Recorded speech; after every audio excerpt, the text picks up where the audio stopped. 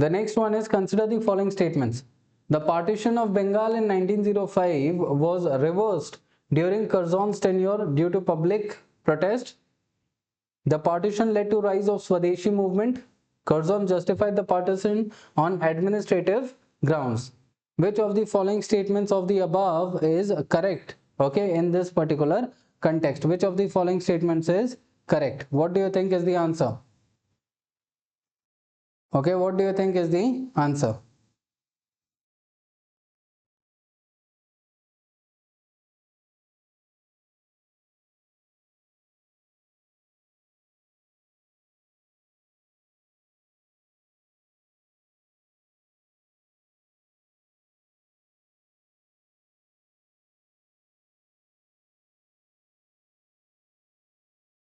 So here also what can we see is, here also that Curzon justify the partition of Bengal in 1905, okay, was reversed during Curzon's tenure. Was it reversed during Curzon's tenure in 1905? Obviously not. Okay, so the partition, it was reversed in 1911. Okay, so the first statement is incorrect. So if we eliminate one, okay, we automatically get the answer as 2 and 3. So here we can very well say that this particular, okay, the partition, it led to the rise of Swadeshi. Why? Because in 1905 there was the Swadeshi and Boycott Movement, which is going to be starting at that point of time. Okay, so that is one another scenario that we can understand here.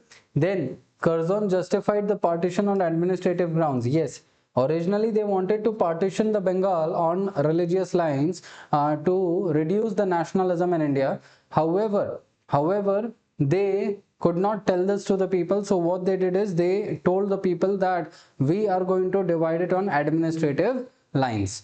Okay, that is, administering the country, it is very much difficult. So that is why we are going to be dividing it for administrative and governance reasons. So 2 and 3 are correct. The first one is incorrect. All right, then